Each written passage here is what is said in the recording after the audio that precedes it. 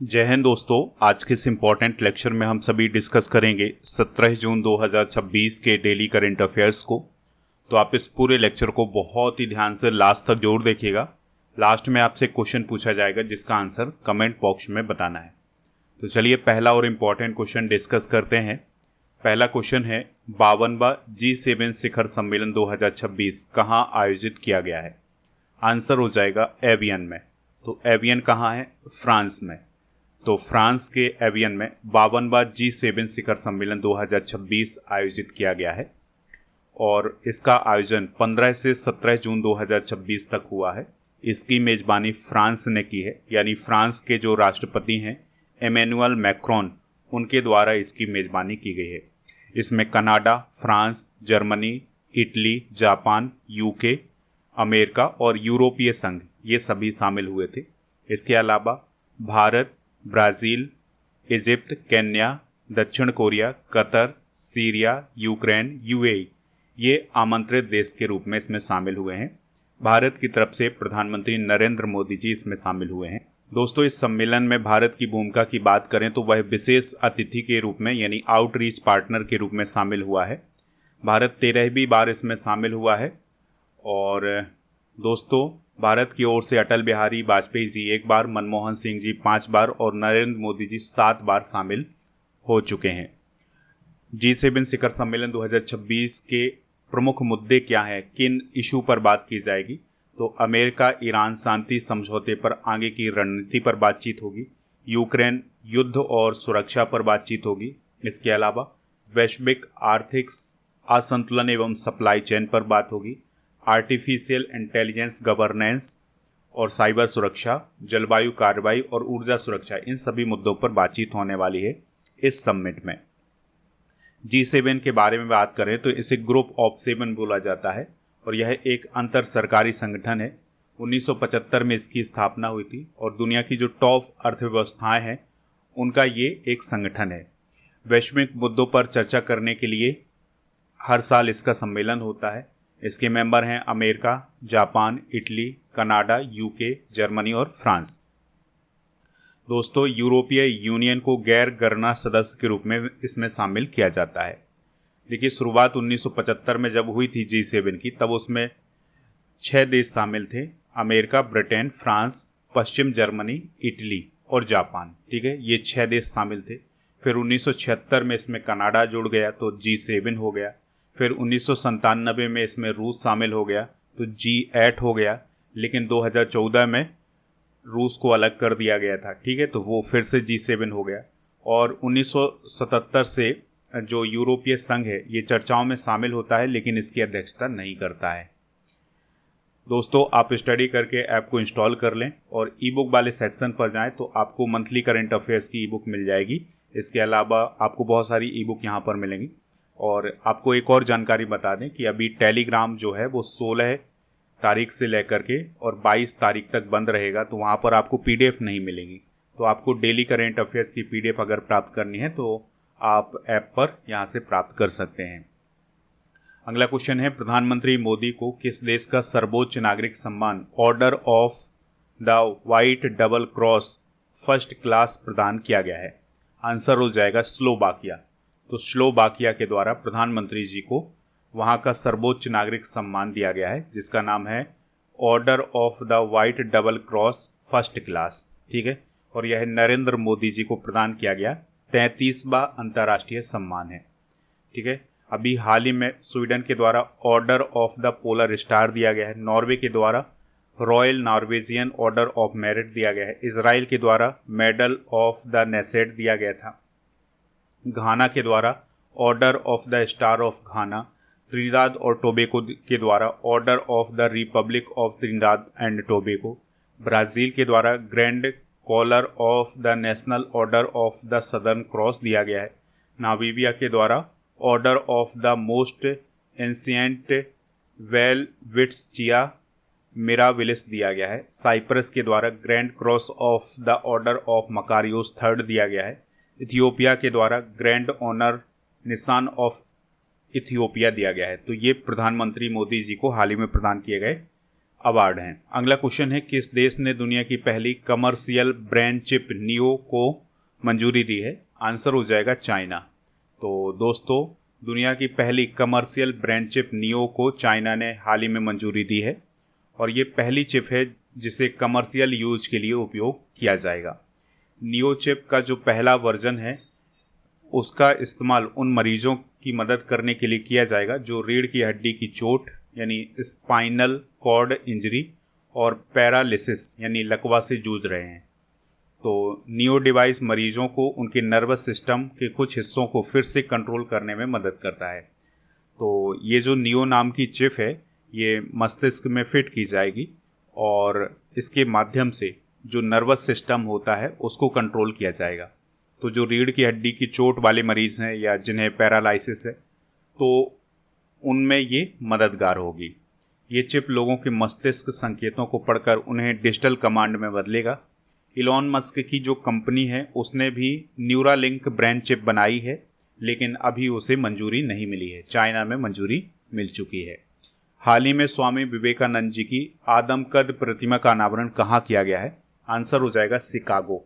तो अमेरिका का जो शहर है शिकागो, वहाँ पर स्वामी विवेकानंद जी की जो आदमकद प्रतिमा है, आदमकद प्रतिमा का मतलब पूरी प्रतिमा, ठीक है, तो इसका अनावरण हाल ही में शिकागो में किया गया है। तो यहाँ पर आप उस मूर्ति को देख सकते हैं। तो सिर से लेकर पैर तक की जो पूरी प्रतिमा होती है वो आदमकद प्रतिमा कहलाती है। तो इसका अनावरण हाल ही में शिकागो में स्थित भारतीय महावाणिज्य दूतावास में किया गया है। और इसका अनावरण किसने किया है? अमेरिका में जो भारत के राजदूत हैं विनय मोहन क्वात्रा जी, उनके द्वारा किया गया है। दोस्तों, 1893 में शिकागो धर्म संसद में स्वामी विवेकानंद जी का जो भाषण था वो काफ़ी लोकप्रिय है और काफ़ी ऐतिहासिक है। तो इसी को सम्मान देने के लिए इस प्रतिमा का वहाँ पर अनावरण किया गया है। इससे पहले अभी अप्रैल में 2026 में अमेरिका की सिएटल शहर में भी स्वामी विवेकानंद जी की आदमकद कांस्य प्रतिमा स्थापित की गई है। हाल ही में स्थापित कुछ प्रतिमाएं एक बार देख लेते हैं। तमिलनाडु की सबसे ऊंची हनुमान प्रतिमा तिरुचिरापल्ली श्रीरंगम में स्थापित की गई है। पोट्टी श्री रामुलु की प्रतिमा अमरावती आंध्र प्रदेश में, मैसी की प्रतिमा कोलकाता में, भगवान श्री राम की 77 फीट ऊंची प्रतिमा गोवा में, जयप्रकाश नारायण की प्रतिमा गोरखपुर में, महात्मा गांधी की प्रतिमा यूनिवर्सिटी ऑफ मोंटाना में, सुनील गावस्कर की प्रतिमा वानखेड़े स्टेडियम मुंबई में, न्याय की देवी की मूर्ति सुप्रीम कोर्ट में स्थापित की गई है और सी राजगोपालाचारी की जो प्रतिमा है ये राष्ट्रपति भवन में स्थापित की गई है। हाल ही में यूनिकॉर्न का दर्जा प्राप्त करने वाला भारतीय एआई स्टार्टअप कौन बना है? आंसर हो जाएगा सर्वम एआई। तो भारत का एक स्टार्टअप है सर्वम एआई, तो उसने हाल ही में यूनिकॉर्न का दर्जा प्राप्त किया है, ठीक है। और दोस्तों, इसका जो वैल्यूएशन है वो 1.5 बिलियन हो गया है, इसलिए इसे यूनिकॉर्न का दर्जा दिया गया है। दोस्तों, सर्वम एआई की बात करें तो ये आर्टिफिशियल इंटेलिजेंस से संबंधित कंपनी है। 2023 में इसकी स्थापना प्रत्यूष कुमार और विवेक राघवन के द्वारा की गई थी। बेंगलुरु में हेडक्वार्टर है। 1.5 बिलियन डॉलर इसका वैल्यूएशन है। और आपको याद रखना है कि किसी भी स्टार्टअप को यूनिकॉर्न का दर्जा तब दिया जाता है जब उसका वैल्यूएशन यानी उसका मूल्यांकन 1 बिलियन अमेरिकी डॉलर यानी लगभग 8300 करोड़ से ज़्यादा हो जाता है, तो उसे यूनिकॉर्न का दर्जा दिया जाता है। दोस्तों, 2026 में अब तक 5 स्टार्टअप को यूनिकॉर्न का दर्जा दिया गया है। इसमें पहला है जस्पे, दूसरा है नैसा और तीसरा है क्रेडिट बी और चौथा है स्काई रूट एरोस्पेस और पांचवा बना है सर्वम एआई। अगला क्वेश्चन है, अगथियार द यूनिफायर पुस्तक के लेखक कौन है? तो दोस्तों, ओसामा भट्ट और डॉक्टर एम.एन. सुधा, इनके द्वारा इस पुस्तक को लिखा गया है। तो इसका विमोचन हाल ही में किया गया है, ठीक है। पुस्तक का नाम क्या है? अगथियार द यूनिफायर। तो इसका विमोचन उपराष्ट्रपति सीपी राधाकृष्णन जी के द्वारा किया गया है और इसके लेखक हैं मैसूर के ओसामा भट्ट और डॉक्टर एम.एन. सुधा। इसका अनुवाद किया है प्रोफेसर कल्याणी ने, तमिल में अनुवाद किया है इसका। दोस्तों, हाल ही में प्रकाशित की गई कुछ इंपॉर्टेंट पुस्तकें डिस्कस करते हैं। जैसे महात्मा ए ग्रेट कम्युनिकेटर को लिखा है डॉक्टर धीरज काकड़िया ने। Karuna the power of compassion को लिखा है कैलाश सत्यार्थी ने। The sage who reimagined Hinduism को लिखा है शशि थरूर ने। Atal Bihari Vajpayee the eternal statements को लिखा है विजय गोयल ने। हिस्ट्री दैट इंडिया इग्नोर्ड को लिखा है प्रेम प्रकाश ने। और चुनौतियां मुझे पसंद हैं को लिखा है सुदेश धनखर ने। The one cricket my life and more को लिखा है शिखर धवन ने। अगला क्वेश्चन है भारतीय पुरातत्व सर्वेक्षण यानी ASI के अंडर वाटर आर्कियोलॉजी विंग ने किस देश के नेशनल म्यूजियम न्योड सेंटर के साथ समझौता किया है? आंसर हो जाएगा इसका डेनमार्क। तो दोस्तों हमारा जो आर्कियोलॉजिकल सर्वे ऑफ इंडिया है जिसे हम भारतीय पुरातत्व सर्वेक्षण बोलते हैं, उसकी एक शाखा है जिसे अंडर वाटर आर्कियोलॉजी विंग बोला जाता है। तो इसने डेनमार्क के नेशनल म्यूजियम यानी न्योड सेंटर के साथ एक समझौता किया है। अब ये समझौता क्यों किया गया है? क्योंकि 1619 ईस्वी में डेनमार्क का एक जहाज पुदुचेरी के कराईकल तट पर डूब गया था, ठीक है, और इस जहाज का नाम था ओरेसंड। तो अब इसी जहाज के अवशेषों को ढूंढने के लिए और इसके अलावा डॉक्यूमेंटेशन करने के लिए अंडर वाटर आर्कियोलॉजी विंग ने डेनमार्क के नेशनल म्यूजियम यानी न्योड सेंटर के साथ समझौता किया है। तो अब इस जहाज के अवशेष ढूंढे जाएंगे, उनका डॉक्यूमेंटेशन किया जाएगा। तो इससे ये समझने में मदद मिलेगी कि भारत और डेनमार्क के जो शुरुआती समुद्री संबंध थे वो किस प्रकार से थे और 17वीं सदी के हिंद महासागर व्यापार को समझा जा सकेगा इस सर्वे के माध्यम से। अगला क्वेश्चन है हाल ही में नोएडा इंटरनेशनल एयरपोर्ट से उड़ान संचालन शुरू करने वाली पहली एयरलाइन कौन बनी है? आंसर हो जाएगा इंडिगो। तो देखिए दोस्तों, नोएडा में जेवर एयरपोर्ट शुरू हो गया है, वहाँ से उड़ानें भी शुरू हो गई हैं। तो इंडिगो ने पहली उड़ान भरी है, यानी कि इंडिगो पहली ऐसी कंपनी बनी है जिसने जेवर एयरपोर्ट से उड़ान भरी है। तो इंडिगो इस एयरपोर्ट से उड़ान भरने वाली पहली एयरलाइन बनी है। तो जो पहली उड़ान भरी गई है यहाँ पर, तो लखनऊ से जेवर के बीच में भरी गई है और फिर यहाँ से एक प्लेन जो है वो बेंगलुरु के लिए भी रवाना हुआ था। 28 मार्च 2026 को PM मोदी ने इस एयरपोर्ट का उद्घाटन किया था। अभी पहले फेज का काम पूरा हुआ है। इसमें 3300 एकड़ ज़मीन पर टर्मिनल और रनवे बनाए गए हैं और इस प्रोजेक्ट की लागत है 11,000 करोड़ की। 4 फेज में इसका काम पूरा होगा। तो जब इसका 4 फेज में पूरा काम हो जाएगा तब यह एशिया का सबसे बड़ा और दुनिया का 6वां सबसे बड़ा एयरपोर्ट बनने जा रहा है। इसका शिलान्यास 25 नवंबर 2021 को हुआ था। यहाँ से हर साल लगभग 1.2 करोड़ यात्री सफ़र कर सकें। अगला क्वेश्चन है आर्चरी वर्ल्ड कप स्टेज 3 में मिक्स टीम इवेंट में भारत के लिए गोल्ड मेडल किस जोड़ी ने जीता है? आंसर हो जाएगा धीरज बोम्बा देवरा और कुमकुम मोहोद की जोड़ी ने।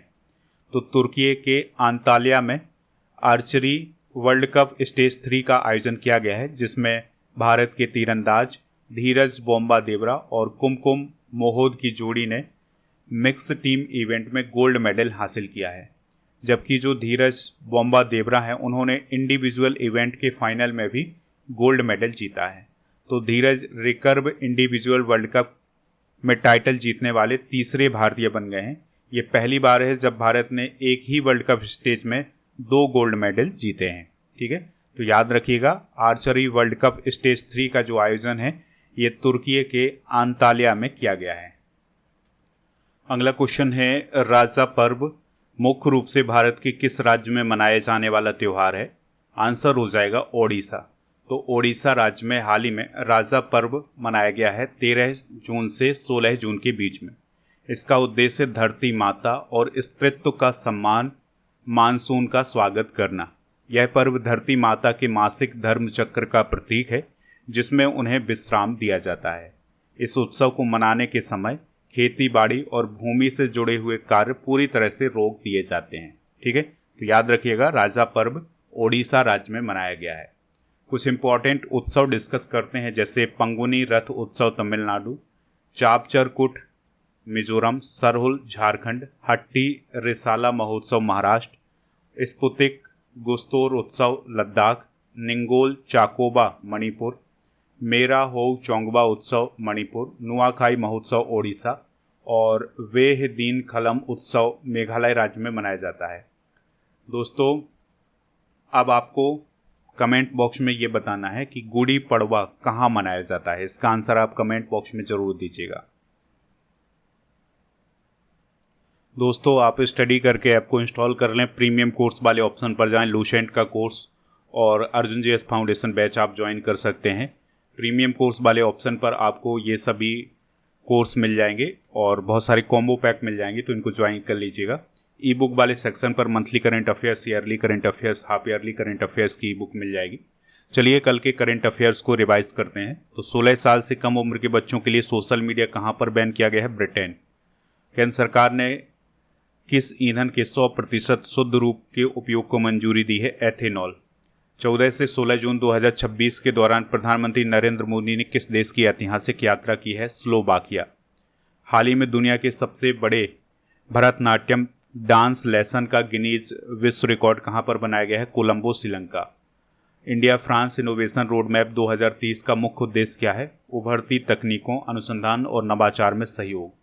चंद्रमा पर लैंडर को अत्यधिक ठंड से बचाने के लिए इसरो ने किस विभाग के साथ मिलकर उन्नत कृत्रिम तापन प्रणाली विकसित करने का निर्णय लिया है? परमाणु ऊर्जा विभाग। हाल ही में स्विट्जरलैंड में किस प्रस्ताव को राष्ट्रीय जनमत संग्रह में खारिज किया गया है? Note to a Switzerland of 10 million और सस्टेनेबिलिटी इनिशिएटिव। हाल ही में डीआरडीओ ने किस रक्षा प्रणाली के लगातार 3 सफल परीक्षण किए हैं? तो multi layered ballistic missile defence system. हाल ही में 5000 मीटर दौड़ में नया नेशनल रिकॉर्ड किसने बनाया है? पारुल चौधरी। भारतीय सेना ने इन्फेंट्री यूनिट की मारक क्षमता बढ़ाने के लिए किस टेलीस्कोपिक साइट के स्वदेशी उत्पादन को बढ़ाया है? तो मैप्रो X6। आज के जनरल नॉलेज के पिटारे में खेल, कप और ट्रॉफियां डिस्कस करेंगे। तो सबसे पहले क्रिकेट की बात करते हैं। तो क्रिकेट से संबंधित है SH cup, CK Naidu trophy, Deodhar trophy, Gavaskar border trophy और ईरानी ट्रॉफी। फुटबॉल से संबंधित है Rovers cup, Merdeka cup, Durand cup, Jules Rimet trophy, Santosh trophy. Hockey से रिलेटेड है Sultan Azlan Shah cup, Aga Khan cup, Maharaja Ranjit Singh gold cup, Dhyanchand trophy और मुरुगप्पा गोल्ड कप। इसके अलावा Wellington cup, ये हॉकी से संबंधित है। टेबल टेनिस से त्रावणकोर कप, ये महिला से संबंधित है और स्वाथिंग कप पुरुष टेबल टेनिस से संबंधित है। वामा वेलेक cup table tennis, Davis cup lawn tennis से संबंधित है और हेनेकेन कप लॉन टेनिस से संबंधित है। Amrit Diwan cup badminton, Thomas cup badminton, Uber cup badminton, Harilela cup badminton, Konica cup badminton और राइडर कप गोल्फ और वॉकर कप गोल्फ से संबंधित है। कल के करंट अफेयर्स में आपसे पूछा गया था कि यूनाइटेड किंगडम की करेंसी क्या है? तो पाउंड है। तो लगभग सभी लोगों ने इसका आंसर पाउंड बताया हुआ है। आज आपके लिए क्वेश्चन है, लोकनायक जयप्रकाश नारायण की प्रतिमा का अनावरण कहाँ पर किया गया है? तो ये आपके सामने ऑप्शन है। ऑप्शन के आधार पर आप बताइएगा कि जयप्रकाश नारायण की प्रतिमा कहाँ स्थापित की गई है। टेलीग्राम चैनल तो अभी फ़िलहाल बंद है 16 से 22 तक, तो टेलीग्राम चैनल आप ज्वाइन कर सकते हैं। स्टडी कर ऑफिशियल इसका नाम है और ई बुक वाले सेक्शन पर आपको बहुत सारी ई बुक मिलेंगी, तो इनको जा करके प्राप्त